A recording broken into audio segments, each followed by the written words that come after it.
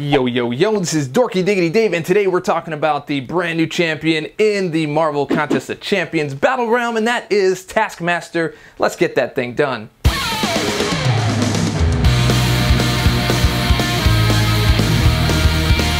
Welcome back, guys. We are talking about Taskmaster, and he is the brand new champion added to the contest. So what did I think? I got some initial thoughts to share with you, and of course this is part of the Content Creators Program where we get an early look at the champion so that we can give you our thoughts about what we think, whether you should get it or not, or anything like that. Are you going to grind for him? Are you going to buy him? Are you going to get crystals, Grandmaster crystals, all that good stuff? So let's go ahead and get right into it.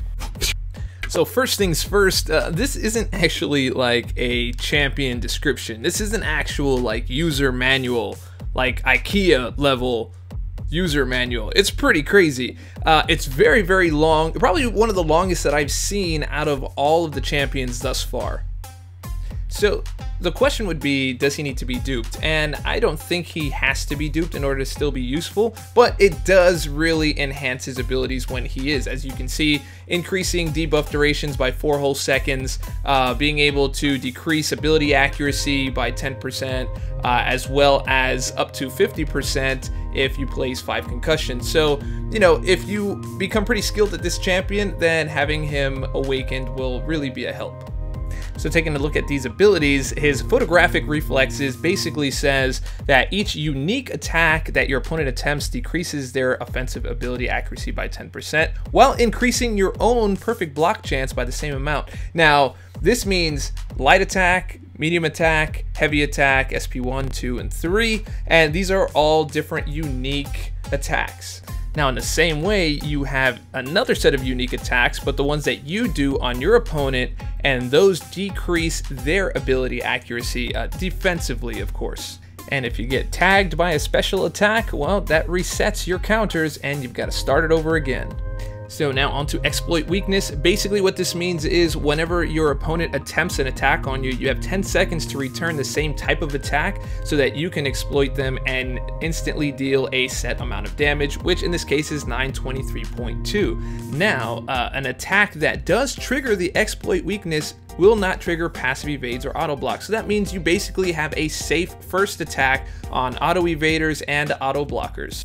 Now, when you use the exploit weakness, you go on cooldown for 5 seconds. So I'm going to skip down to heavy attacks for a moment, down at the bottom here, and it basically says, if the exploit weakness is on cooldown, it immediately ends and refreshes using the heavy attack.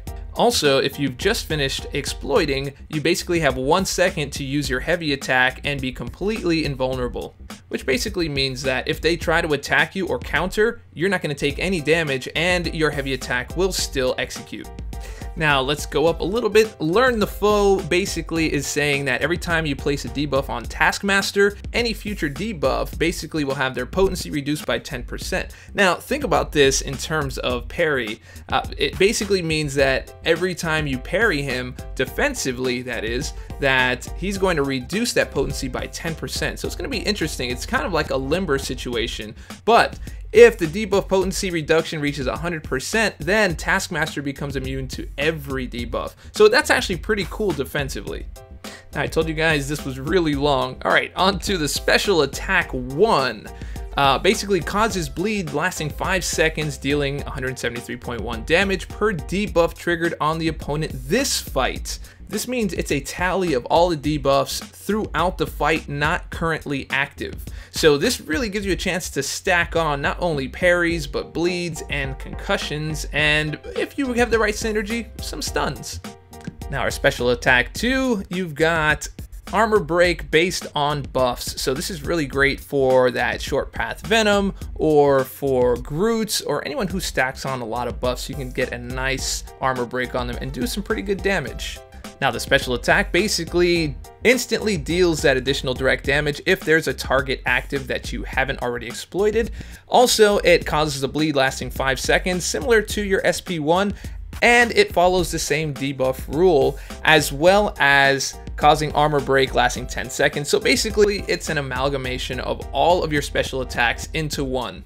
So now that we got that out of the way, let's go ahead and see it in action. When you start the match, you start in cooldown, so the first thing you want to do is throw down your heavy attack to reset that immediately. You'll see that you have a target assigned down on the bottom left, and that is the next move you've got to do. In this case, we have a light attack which just connected, and we have our bonus damage right there, and we just reset the timer, and we have a invincible frame for 1 second to do another heavy attack, as you just saw. So I'm going to show you the difference between doing an L1 on maybe just 1 or 2 debuffs. As you can see, it's getting about 95 per tick there. Now I'm going to go ahead and stack some parries and stack some debuffs, and we're going to try that L1 again.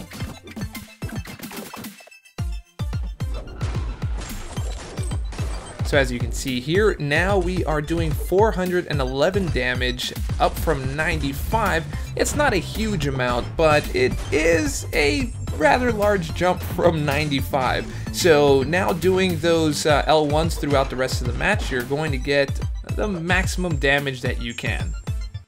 And that's how you maximize the damage on your L1. Okay, so now we're going to talk about the L2. So I'm just going to take a tally of the damage that I'm doing right now, and that seems to be about 227 on the light and 353 on the medium, and about 1057 on the light critical attack. Now we're going to get a chance to get a medium. We got 1649 on that one, and we're going to go ahead and launch that L2 with all those buffs on. So let's see what the damage looks like now with this armor break. So right off the bat, you got a 1982 on that medium crit and a 1271. Both of those are up from 1649 and 1057 respectively. The thing is that it really only lasts during that armor break time, so you kind of got to do a lot of work to get that going, but you only have to build it up once, and then you get the benefit each time. So here I've stacked up my power meter, and I've already debuffed him, and he's got plenty of buffs to go around. So let's go ahead and launch this L3 and see what the damage looks like afterwards.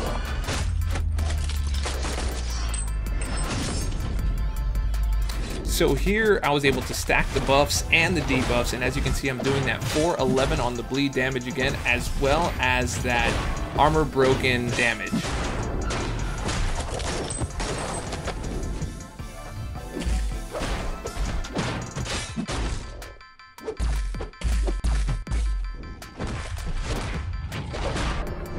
Now if you take a look here, you see exploit weakness is special 1, and all of a sudden I've got an unblockable attack here with my special. Now the way that this works is very simple. That is based on synergy.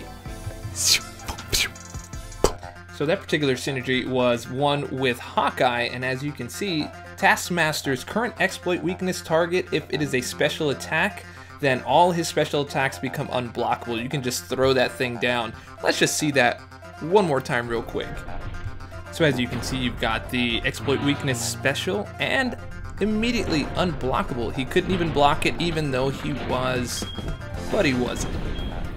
Now on the other side of this, Hawkeye's special 3 gains a 100% chance to trigger hemorrhage without counting towards Hawkeye's hemorrhage activation limit. So basically unlimited hemorrhage. Now as for the Winter Soldier now, the current exploit weakness target has a 20% chance to become unblockable. So that means your regular attack, your light, your medium, your heavy, you have a 20% chance to be unblockable. Winter Soldier, on the other hand, gains a plus 5% chance to trigger his EMP, so that's something I think he needed because it didn't really go off all that much, even with a crit team. Okay, now on to Moon Knight. Taskmaster gains 30% chance to evade against his current exploit weakness target, so basically about 10 seconds of 30% evade. And Moon Knight gains all of his phase abilities, gain a flat plus 10% chance to trigger on top of everything that he has already. So he does trigger pretty good when the moon is right, I guess. So 10% better. Okay, and Professors in Crime, you've got your Crossbones here. Taskmaster instantly gains 5% of his max power each time he exploits a weakness, which is actually pretty fantastic. And for Crossbones, entering Overrun resets the duration of all active Fury buffs. So I think that's a pretty good synergy between those two, because the power gain is really great, especially if you already have a power gain team. This makes you a monster with your specials. Now, one thing I did find odd was that he doesn't get magnetized. I mean, he's got a metal shield, he's got a metal sword, a metal gun, and no magnetized. So, you know, just throwing that out there. Alright guys, so I've got my initial thoughts here. I've shown you what the champion can do, but I feel like this might be one of the most exhausting champions I've ever used. Like, I have to pay attention to so many things. Like, when I had my tutorial about Bane, it's already hard enough to watch your opponent's timer or watch your own timer, as well as paying attention to power gain, make sure you don't get an L3 on you, that kind of thing.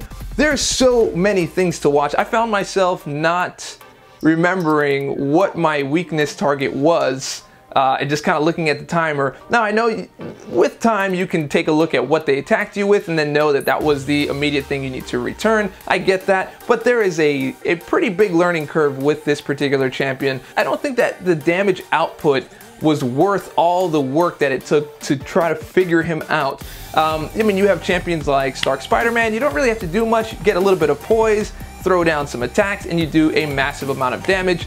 This, you have to do a lot of work to get a fair amount of damage, and I don't know if that's really worth it. However, I do really like the synergies, especially the one with Hawkeye, where you basically get like unlimited hemorrhage. He's an okay champ. I don't think it's a god tier type of thing. I think he can do a fair amount of damage if you work at it. There is some more research to be done. Maybe there'll be people that can, you know, exploit, no pun intended, his abilities into a better use case. So we'll see, but that is it, guys.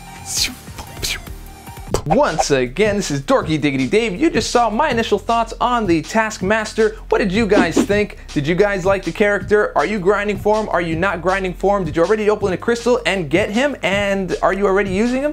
What do you think? Did you awaken him? I'm kind of really curious about all that stuff, because there really was a lot of stuff to read in his ability list. It was pretty big. Anyway, so if you liked the video, and I hope that you did, go ahead and click subscribe, click like, leave a comment, share it with your friends, share it with your mama. All that stuff helps me out. And remember, stay dorky, and I'll catch y'all on the flip.